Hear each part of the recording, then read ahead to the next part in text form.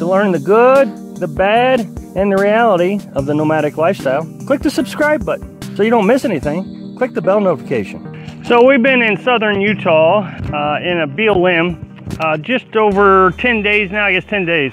It's desert temperatures. I mean, this is a desert. This is actually a creek that I'm in now. I think this is just neat. I've been wanting to walk it, so I thought I'd take you with me on my first walk in this creek. You can see that the erosion has carved all this out. It's really fascinating. I love this kind of stuff. And over here, I don't know if you can see, it's kind of shadowed, but I think, I could be wrong. I mean, I haven't done any research on this, but I think that's salt. Here in Utah, you know, Salt Lake City, I guess, I just made the connection. You wouldn't be able to drink this water if there was water in here, I guess, because of the salt. Of course, I'm not going to taste it to find out if it is. There's two things I want to cover in this video. This concept of dispersed camping and staying in an area because of its convenience. So let's talk about the convenience one first. I'm a nomad, and the definition of nomad is wanderer. W-A-N-D-E-R, wanderer. Person who wanders around, moves around, goes, travels. That's a nomad. And so I consider myself a nomad. That's the whole purpose of why I did what I did. To travel. And to travel inexpensively. Now, I will admit that when I get into an area, I stay for as long as possible. Probably a season or so, if possible. So this summer, our big plan was to go to North Rim Grand Canyon, and so that's what we did. We stayed there in two different areas of the Grand Canyon for a month. And then here we are in Utah, which is about 120 miles from where we were. We're going to go back to southern Arizona to the Coconino National Forest, and then back over to Texas to spend the winter in Texas. Now, Texas is like a country in itself, so when I say Texas, we're going to be in the desert and then into the Gulf Coast. So lots to see, lots of wandering to do. For 2 years, we have really stayed away from the Arizona area. There's a lot of reasons why we did it, but one of the significant reasons is I noticed that when people come out west, that's where they stay. A lot of them, I should say. They don't move from there. I see it in the comments all the time. Come out west, there's plenty of camping. I've been here for 2 years. If all you got to do is move 30 miles and then come back and forth. So I don't understand that. Why would you go live in a van, car, or truck so you can just stay in one spot? If you're going to do that, why not go get a house in the area that you love? I've already dispelled this myth that it's cheaper to live in a van. Talked about it many times. So just go get a house. But here's the thing. I can understand why a person would come to the Arizona area or the Utah area or the BLMs and never leave.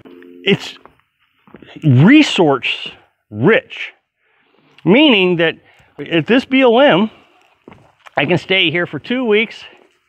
Then I can go over to National Forest, which is just a few miles away. And then I can come back here. I can go to another BLM 30 miles away.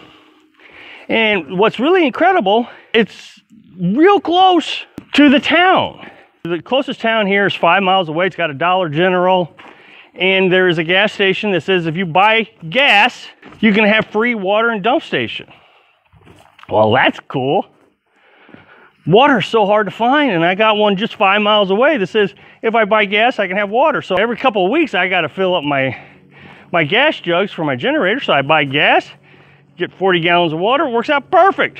Then just another 5 miles away from that town, I can go to another town, and what do we have? A Walmart. Gas stations, Dairy Queen, fast food, everything you want. I mean, it's just very convenient. I think this is what happens to a lot of nomads, wanderers, who come out west and comment on my YouTube channel that I need to come out west because they stop being nomads. They start looking for convenience. And that's what the big trap is the convenience. I've said it in all my videos, how difficult this lifestyle is, how difficult it is to find water, how difficult it is to find the internet.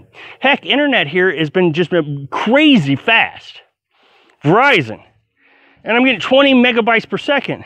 To put that in perspective, we've been at spots where we get 1 megabyte per second. The convenience overwhelms you, and it's hard to leave. Now, the second thing I want to address is this dispersed camping.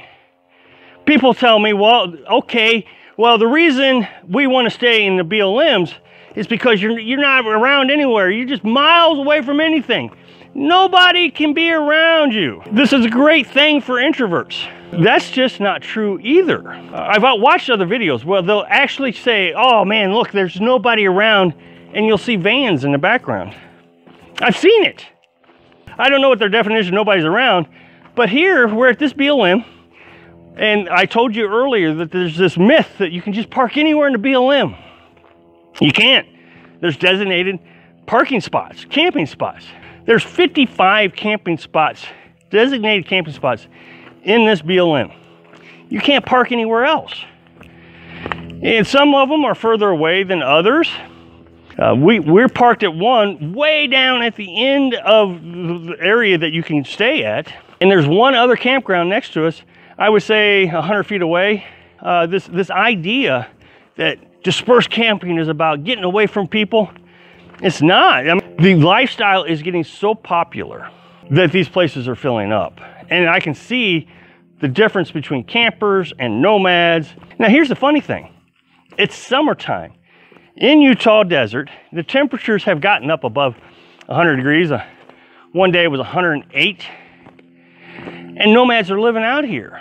Even my idea is try to get away from people. We'll go out to the desert in the summertime. Is a myth. You just can't get away from people.